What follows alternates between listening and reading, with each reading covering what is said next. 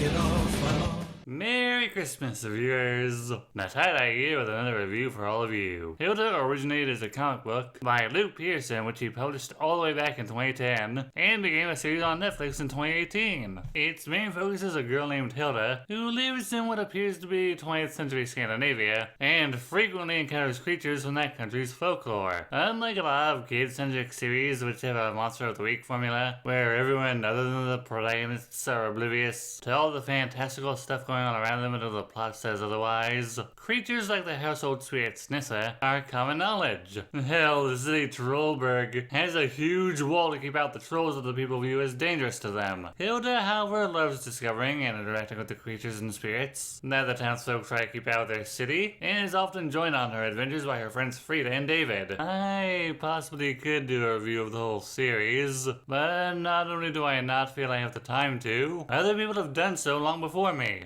So, for this season, I have chosen to simply cover the Christmas episode, the Yule Lads. Okay, so Christmas is never mentioned. Instead, the people of Trollberg celebrate something called the Winter's Festival, but it's very similar to Christmas, so yeah, it counts as a Christmas episode. People still decorate their houses, buy presents for each other, and have a big tree in the middle of the city. And said tree has luminescent flowers that bloom only once every year at the end of the festival. Damn, why can't we have self-flying trees in the real world? On their way to sell vegetable broth with the Sparrow Scouts, a group they're all a part of, Hilda and her friends notice a house down an alleyway that wasn't there before, and Hilda, ever the curious one, decides to go investigate.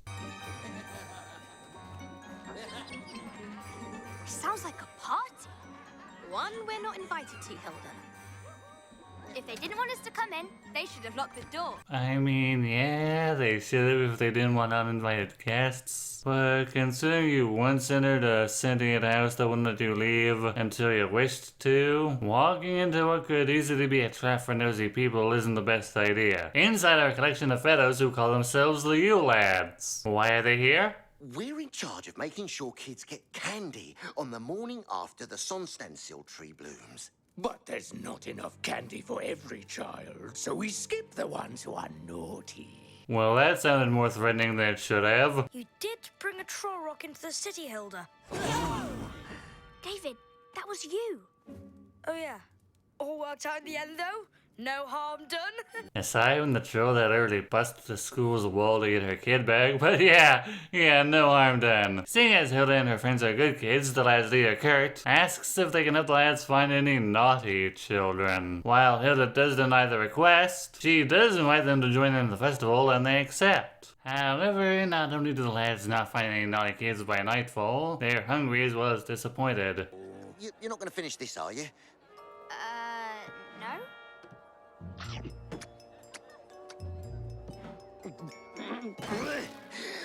Just between you and me, I think your candle's gone bad. Oh, there's a reason I let that play out. Hilda offers them some of the vegetable broth the scouts have been selling, and they love it. What's in it? Love. No, seriously. The good time goes to an abrupt halt, however, when the local bullies start to peg the stand with snowballs. If you want naughty, you've just got it. Trevor's the worst. Oh, is that so? Maybe not the worst, but he does a lot of mean things. Oh no! The broth! Case in point. He must get it from his mum. She's Queen Naughty. Adults can be naughty? Why not? Sometimes. Absolutely.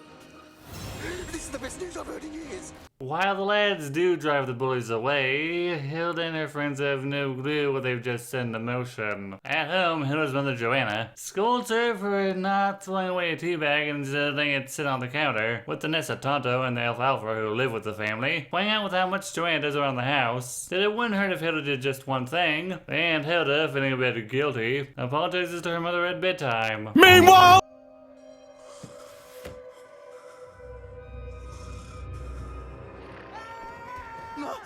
Trevor, what have I told you about screaming in the middle of the night? In the morning, Hilda tries to play the hypocrisy card on Joanna by pointing out that she also left the tea bag on the counter, but that doesn't really work out for her. And while working at the vegetable broth stand, offhandedly mentions this to Kurt, who is really eager to know if this counts as naughty behavior. On the night of the festival, Joanna is abducted, and Hilda investigates the book that was left behind in the mess. Who's that Kurtashnika? According to legend, the Yule lads work for the ogress Grilla. All year long, they work to prepare for when she awakes from her seasons-long slumber. In order to satisfy her hunger and not become the meal themselves, they wait until just before she wakes to gather the main ingredient for her grand feast. Naughty children. So this is taking some liberties with the folktale. While the Yule lads and the ogress Grilla are connected, the lads are her dwarf children rather than her servants, and appear in town on every night leading up to Christmas. Originally, stories about the Yule lads were so graphic that the Danish government actually forbade parents to tell them to their children. But there was no real way that all could be enforced. And the lads went from being nasty little monsters to dwarves who either steal food or are just obnoxious for the sake of it. Then there's Grilla, who, yes, while she eats naughty children, operates alone. Originally a haggard woman, Grilla would go around villages asking to eat the naughty children until she was driven off to snow-covered lava fields, don't know how that works, and became an ogress who abducts naughty children once a year to turn them into stew. Grilla has been approaching Trollberg throughout the episode, and while Hilda doesn't delve too deeply into horror, this ogress is so terrifying that even trolls, which are the go-to monsters of the series, are frightened of her. She's also another creature who proves just how useless the Trollberg wall really is, managing to enter the series with zero problem, unseen by everyone. Hilda correctly guesses that the lads will be presenting Grilla with everyone deemed naughty, child and adult alike, at the tree in the center of town and confronts them. Not so fast, Kurtashnika! Or should I call you Candle Snatcher? And this is the part of the video where I tell you why I played this scene of Kurt buying out of the candle. Way before electricity, people kept their houses lit with a candle made of edible animal fat called tallow. And, like a good chunk of his brothers, Candle Snatcher would steal these candles so he could eat them. The episode takes another liberty with the folktale. Rather than her children, the Yule lads were once human children. Grilla threatened to devour for their naughty behavior, and only spared them on the condition that they would find more naughty children for her.